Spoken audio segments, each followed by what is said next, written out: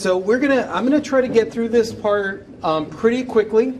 Obviously, this is all about maximizing your web presence, and the reason that I wanted to talk about this was because a lot of times when it comes to the online stuff, I know that a lot of people are confused about it as far as putting themselves out there. So I wanted to make this as simple as possible for you on all the aspects. So we're gonna just go into this. Let's just get into it. So I think that it's important that you build a strong web presence because it will maximize your reach from just your local area to a worldwide market, right? That was a huge benefit to us. It was maybe about 4 years ago, six years ago that we started really thinking about the online market, because up until then we had kind of neglected everything online and we're just doing our local market. So do you need to be online in order to be able to succeed as an artist? No, absolutely not. You could just do your local market and you'll be fine. However, you really want to start planting your flag on your on a piece of internet land, because, for example, the pandemic, we were able to be okay with everything shutting down because everything went to online, and we were already online. So that you want to really start thinking. It was one of the reasons that we did that was because we're in Pensacola, Florida, and I was like, if a hurricane hits, like, we're out of business for like 2 months. It depends. Like, we'll probably won't have any kind of income, and like, we got to start relying on more things. And we're going to talk a little bit more about that in the next section, where we're going to talk about active income and passive income. So that's going to be a fun section to talk about.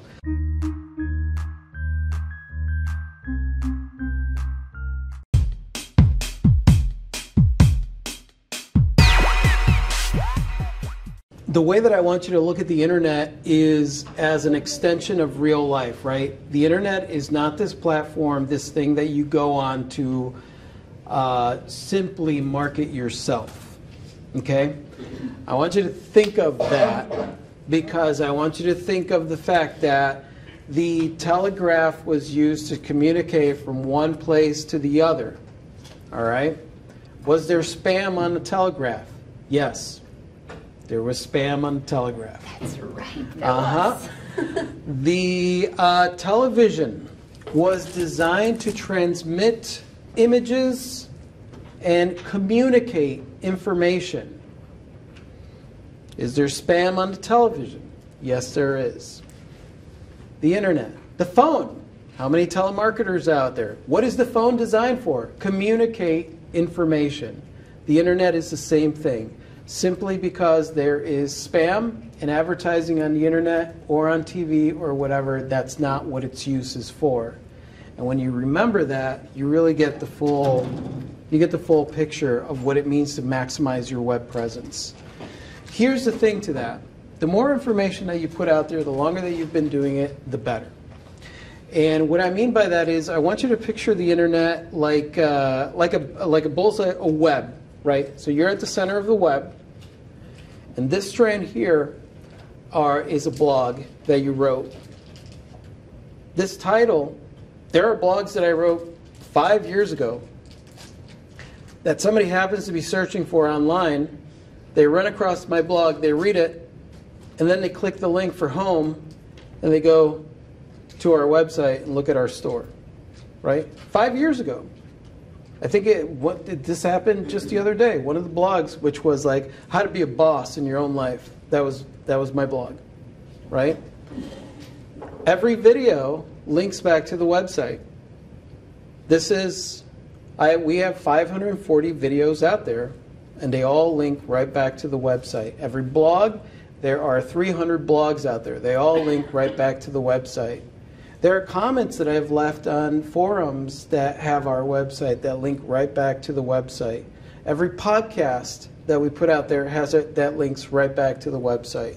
So the more things that you're putting out there, the more links that you're sharing from your website that are your blog, the more things you have coming right back. The more backlinks you have, the more chances there are for this thing to pop up on the front page of Google. An easy way to remember it is all roads lead to home. Yes. So you want everything linking back to your home base, and we highly recommend that be your own personal website. Yep. But if it's not, then it is what it is for the time being. Let's be honest, you just own some land instead of renting a space on the internet. Own your website. Own it, and that way it's yours. You can do whatever you want with it. You don't have to worry about it disappearing. You know, just own that spot. I will say this, a lot of people are under the impression that I am super anti-platform, that we both are, but I will say that selling platforms are an excellent way to dip your toe in the water, to learn the ropes of online selling. That's how I learned online selling, and you as well. I would have been ready to make the leap a couple of years in. Instead, I held on to the idea of online platforms. I wish I had made that transition sooner. Well, I think that if you're going to use Etsy or, you know, one of those online platforms, I think as long as you are understanding that it's a stepping stone and you're taking measures to be able to leave that place without feeling like you're going to leave business behind, where you're basically training everybody that's buying from you to understand that you have this website that's in progress. And that's why I would recommend having a domain already, or some kind of cheap website where, like, you could show, you know, just a business card type website while you're setting up your Etsy stuff, and you could work on that website little by little. I don't recommend making it overwhelming. Learning how to build a website could be a lot. It could be a little. Either way, you know, it's something that you're going to want to kind of teach yourself. So we use WordPress.com. That's what we use. Love them. So that's what we use. But obviously, you could use Wix or any of those other ones they have that they're advertising all the time everywhere. I like WordPress because WordPress gives me the ability to kind of tweak the site and make it more my own. It's a little bit more, there's a lot more that goes on the back end, but it's all learnable stuff, and it's scalable.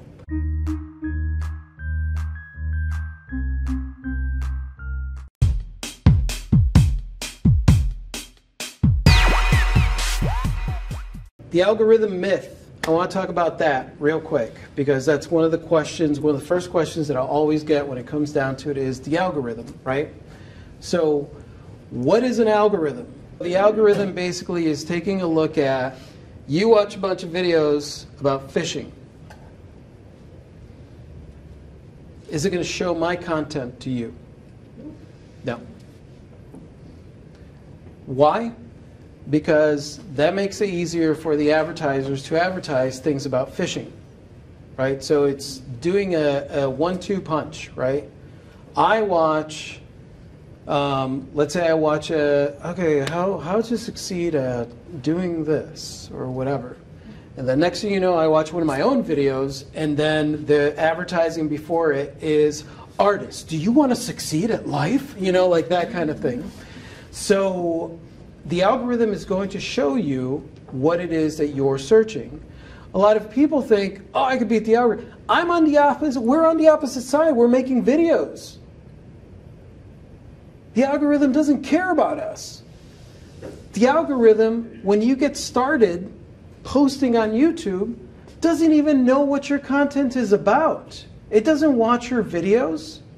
It is waiting for other people to watch your videos to understand what those people are, what is this content about? It's completely designed for the viewer's experience and for the marketing companies. It is not designed for the person who is posting the videos. You have no control over the algorithm. The only thing you could do, right, which is why they will say, like, jump on new topics or whatever. If it just so happens that enough people watch your video in the beginning, then it starts to move up that stuff. The reason that our videos do all right is because we already have people that are interested in our content, right? And even then, you know, one of our videos did 700 people watch it, is like boring, and then that's it. That's where it just lives for the rest of the time, because the algorithm is going to forget it and not show it to anybody. And that's the thing. Do I worry about that? No. I ain't got no control. I ain't got time for that. I've got no time to think about that stuff. So do not worry about the algorithm. You can't chase the algorithm. You can't trick the algorithm. Just, if you're going to share stuff that you're excited about, that you're happy about, because that's the only thing that's going to keep you doing it. You know what I mean? If I was sharing videos because I was hoping that people would watch them, I would not be here today. Because no one watched our videos.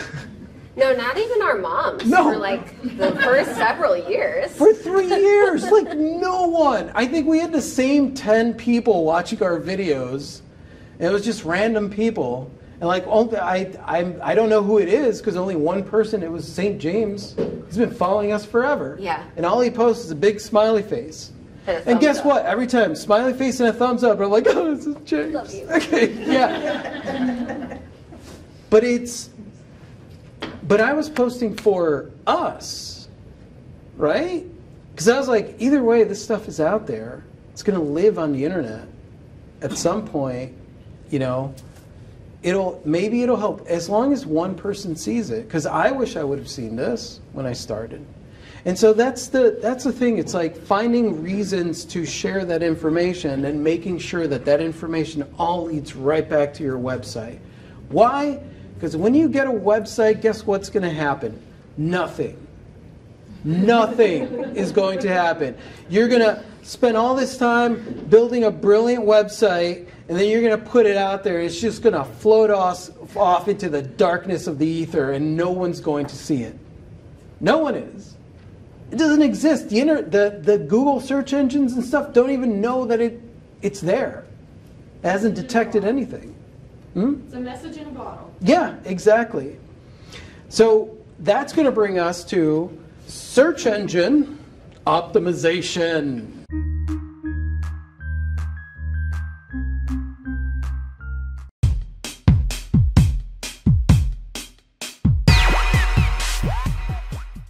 SEO. SEO. All right, so I'm going to talk about this, Rafi's version of SEO. In other words, lazy SEO. Okay? Because here's the problem with SEO. Everybody wants to sell you an SEO. Everybody's like, this is the secret to marketing your art. This is the secret to marketing anything, is SEO on the internet. Why? Because people say SEO and immediately people perk up and it's like, I have no idea what that is. Right? Okay, here's how it works. The computer, the AI bots, the algorithm that is on the internet is looking for certain things to be able to identify what this page is about on your website, right? Not the website completely, but this page, this one page that you have, or blog, or whatever it is that you post, right? Because that's how it's looking for information. Landing site, where am I going? Your page title is searchable. So what you name that page, you know, how to be happy. That's searchable. That's the title of your blog or the title of your page, right? That becomes searchable. Your meta description, right, which is either, depending on what you're using, you have sometimes the option to put the excerpt in, right, into your blog or whatever, or the first few sentences of whatever it is, the page, blog, whatever it is, those first few sentences become your meta description, right? Sounds complicated, but it's not. That meta description is when you search something on Google, you have your title, there's your title, and then your meta description, right there. Those two things become searchable. So you want them to make sense with one another. If you write, how to become happy. In this blog, I'm going to talk to you about how to become happy. How happy. How happy. Right? All makes sense. The third thing you're going to do is your images right? Any images that you put into this blog, especially your header image that will go in there, or any of your first images, you're going to want to make sure that it's a JPEG. You're going to right-click that, right? Go into the properties, and on the Details tab, you're going to be able to enter the information on the back end of that image. That is your meta information. You're going to be able to enter the title. So whenever you see like a picture with a caption, all of that crap, all of that information is in that JPEG already. So you put that in there because now that image becomes searchable. So Google says this image, this title, this metadata, the description of this blog, all of this is about the same thing. Right? Look up Rafi Perez on Google. I have a Google card. What? Why? Because there are thousands of pictures that have the meta description Rafi Perez on the internet. Look up Rafi and Klee, and we dominate the first 4 pages of Google. Why? Because every image of my dumb face says Rafi and Klee on it in the meta description. Okay? And the same thing goes for products, right? Whether it's a blog or it's a product, it's basically the same thing. Title, meta description, image captions, meta tags on your pictures, and searchability of the title of the product. How would you find this piece of art if you were looking for it online? And what I mean by that is, okay, so when I started selling, I would name pieces things like the inexplicable nature of crepuscular rays, right? How are you going to find that? Unless you're like searching that in particular. Sunlight painting would be more applicable, right? And that's the reason that, like, if you guys visit our website, you'll see it will say Me and It series, right? Original artwork by Rafi Perez, mixed medium on canvas. It's the longest title in the world. But I want anything that has to do with artwork to be associated with that. And then my every single image, which usually when I do a listing, there's about 5 or 6 images. Every single one has meta description inside of it by right-clicking and stuff that has information of the artwork, right? As far as talking about the art and like my emotions and description, that's within the description, right? After my first few sentences of like original art by award-winning artist Robert, you know, like all that stuff, you know, then my description. And you can have an artsy-fartsy title like The Inexplicable Nature of Crepuscular Rays in your description, yeah, as long as that's not the search title. Treat your title of your blog or pages on your website or listings as a searchable item. Treat it like that. All the fancy stuff, put within the description. The art's going to speak for itself. Mm-hmm. The other thing I want to talk about is tags and hashtags. So tags and hashtags, a lot of times people are talking about the tags and like, you know, they do the thing where they put a lot of tags on something because, you know, especially on social media, they're like, the more tags, the better. Everybody's going to find us, right? And that's not how tags work. Tags and hashtags are simply a way to organize data. That's all it is, right? So essentially, if I put the tag hashtag inspire a smile, right? I put it in the internet, and then I'm able to see everybody that posted a picture from the scavenger hunt that I did, right? It's just a method to be able to organize data. The rogue artist. Right now, the rogue artist, hashtag the rogue artist, is me and some firefighter somewhere just fighting for dominance, right? And that's the things that you want to think about. Do hashtags matter? Not really. It just becomes another searchable thing. It's kind of like on your website. So if you have a tag that says gold jewelry, right? Mm-hmm. That tag becomes a searchable page on your website automatically the moment that you create that tag. Anything else that carries that tag will be grouped together with it. If they click on that tag, it will pull up every piece of jewelry that's tagged with gold jewelry. So that's how I want you to look at your tags. Are they important? Do you need them? No. But if you want to add another criteria to searchability for your website, this is stuff that automatically gets created the moment that you add a tag. Mm-hmm. Right? Same thing with social media. However, do not do the thing that a lot of people are still holding on to, which is add 15 hashtags to your post, because that's actually hurting your post than making it more searchable. It's muddying the water, Yeah. if that makes sense.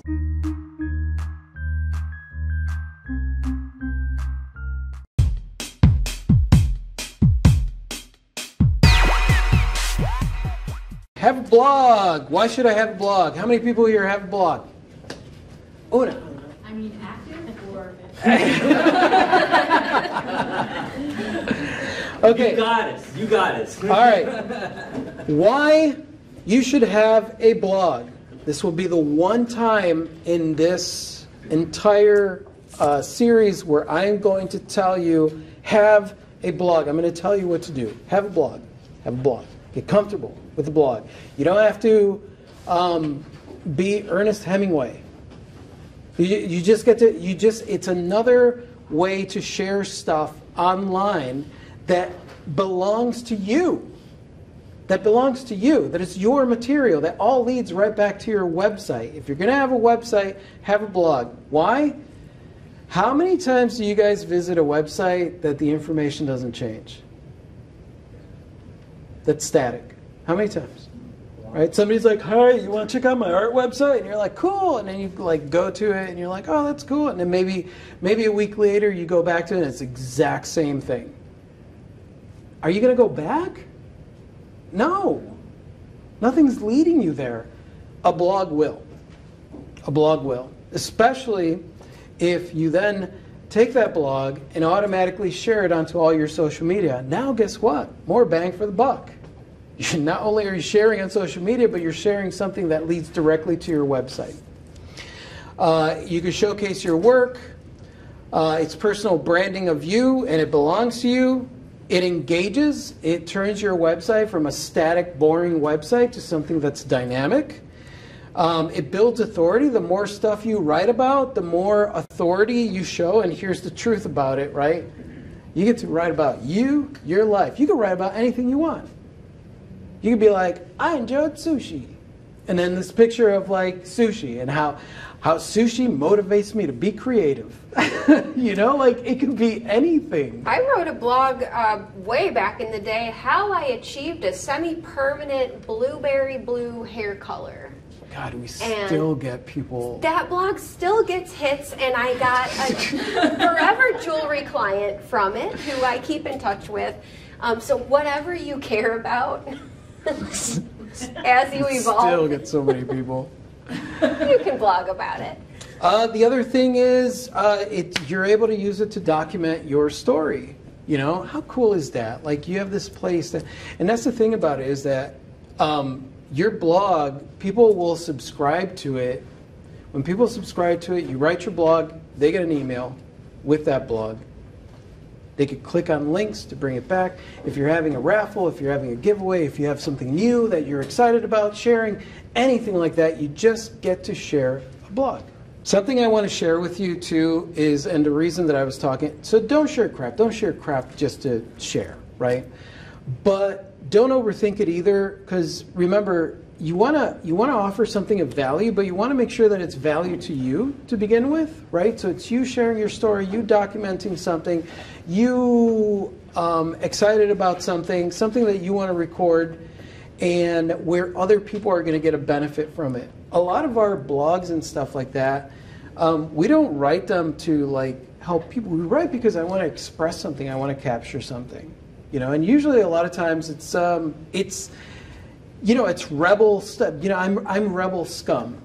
That's basically what I am, and I'm like fighting the system, and I'm like, and then I have a rant, and I write it down, and then it goes out as a blog, and that benefits some people out there. But really, at the end of the day, it benefits me because I shared my voice, right?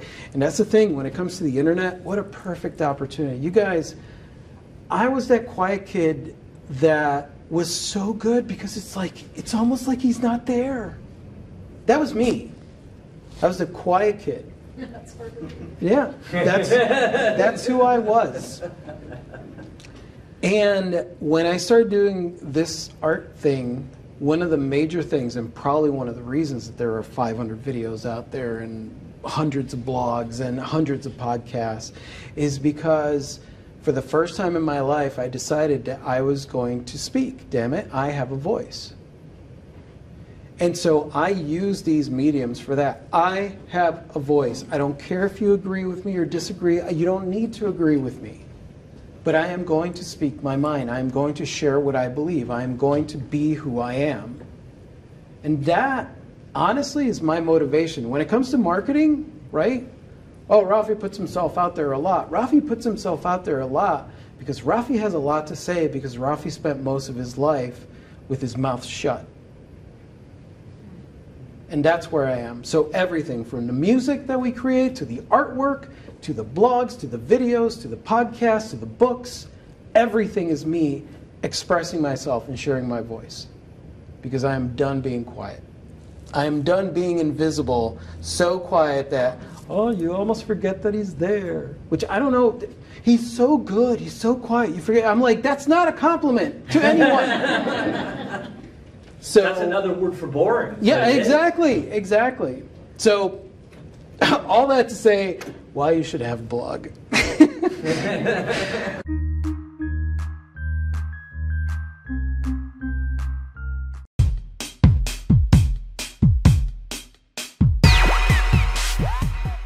Things to consider on the web, on your whole web presence thing. When you are doing a website, think about, don't forget about mobile optimization. Make sure that your website looks good on the phone as well. And it's very simple. You go to your phone, you open up your website. If it looks like crap, then look at the settings and see what you could do. Social media presence, Facebook, Instagram, TikTok, Twitter, YouTube, other community-based platforms. Use them, utilize them to promote your website simply by sharing links to it. And the best way to do that is to automatically share links through it, which you could do through, if you're using WordPress, you could use Jetpack sharing. If you are using any website, you could look at IFTTT to set up if this, then that. If this video posts, then it shares on across all the social media. If this blog posts, then it shares here, right? You want to automate a lot of these things because you don't want to spend a lot of time trying to manage these things every day. I post content every day. That's ridiculous. I don't want any of you guys to do that. I post content every day. There's a video on Monday. There's a Rogue podcast on Tuesday. There are live streams on Wednesdays. There is a blog on Thursdays. There is a podcast on Fridays. And there is an additional, exclusive video on Friday. Yeah. You get what I mean, right? All of this stuff, yes, I create the content, but all of this stuff posts automatically once the stuff is set. That's a lot of work for me to manage, and I've got artwork to create. You know what I mean? Like, that's what I want to be doing. I don't want to be managing stuff. So use IFTTT, which I got ahead of myself there. Online directories and listings, you could always list your website there. Also, Google My Business. But also, once you have a website, type into your search engine, submit my website to Google search, submit my website to Bing search, submit my website to blah, blah, blah, blah. And you'll see all the instructions to doing that, right? So that it shows up ahead of time, and they're able to link it to you. Email marketing is simply having a blog. So whenever you guys hear the term email marketing, That's Blog it. and newsletter. Blog and newsletter. Blog and That's newsletter. basically what it is. And a lot of people take excerpts from their last 3 blogs, put them in the newsletter, and say, you know, these are the last 3 blogs I wrote. If you want to read more, click the links, right? That's newsletter content, as well as updates on what Right. you're doing. Write this down. More bang for my buck, right? So when I do a video, I could take clips from that video, do a TikTok video. I could take clips from that video and do something. You know what I mean? Like I could take that video and take the audio of that, transcribe it, put it in my Chat GPT, write in the author's voice a blog, and then have a blog that I could share that is all from that one video. You know what I mean? So no one is going to have an issue with hearing content more than once, especially if it's something that's going to be helpful to them. More reach, more ways of people being able to find stuff. And that's just when you're thinking of putting stuff out there. Podcast, obviously podcasts, that's a new thing for us that we started doing like a year and a half ago. And we've done 1 a week since then. We enjoy it. It's like blogging in audio format. Yeah, it's just fun. It's just fun. It's fun being able to, it's basically like doing this because we get to hang out with the rogues and stuff. Online reviews and testimonials, I recommend that if you have a website that you have some kind of like review system.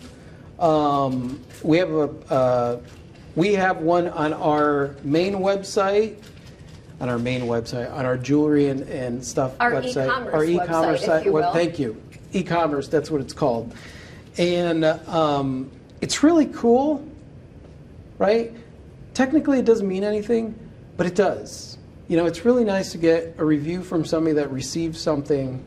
And they really had a good experience. And they had a really good experience. And the benefit of having a review system on your site is that you can also delete the bad ones. If somebody's just being a troll, Yeah. right? You have complete control. Because here's the truth. When you are an artist and you're not a big corporation, right? If something goes wrong with the order, chances are it wasn't your fault. And chances are you're going to make it right. And you're going to do the best you can to make it right. Yeah. So if somebody leaves you a douchebag review, delete it. Content sharing, Spotify. So all the podcasts go out on Spotify. Every single podcast platform that there is that's content sharing, that happens automatically. I just posted to Podbean. When we distribute music, we do it through CD Baby, but that song is distributed on all the music platforms, including iTunes and all that There's stuff. like 150 of them. Yeah, that they so do. you know, things like that where you have that content sharing, like where there's one service, Podbean, that's what does it for me. So Podbean, the podcast, goes across everything. Now, Podbean is $100 a year, but it's unlimited podcasts that I'm able to share on there. And website speed and performance. I'm going to say this once. When it comes to your website, your images should be 72 DPI. Write it down, please. That's the internet, 72 DPI. And really, your website, the images are probably going to get to about this big. The biggest that it should be is 1,000 by 1,000, right? The longest side of it should be 1,000 pixels. That's it. It doesn't need to be any bigger. And if he sounds exhausted, it's because I spent a few years there uploading close to raw images onto our website for my jewelry. And what happened was that it slowed the site down significantly, and Rafi had to get an auto compression plugin to fix the problem. Basically, what happens is every time a page opens up, then the internet is trying to open up that gigantic file of an image, and it slows. Even if you have it like this big on your site, it's still this big giant file, and it slows your website down. So 72 DPI, right? And please, I don't want you to think to yourself, but I want it to look like a print. It doesn't need to online. It's going to look great, right? 72 DPI, 1,000 pixels on the longest side. That's going to protect you against some forms of theft also, Yeah. because 72 dpi is not a high enough resolution to right-click, save, and print out yourself. at Exactly. home. Local SEO, so when you're thinking about online, think about the local market as well. So when you're posting something on the website, we posted this event online on our website, to our blog, on social media, and also had posters and flyers wherever we could put them. The thing about it is that when you're online, it's no different than being in person, you know? Don't think of it as this like other thing, like, oh, this is the internet and the year 2000. Like, you want to get to a place where you are as comfortable being online as you are in person.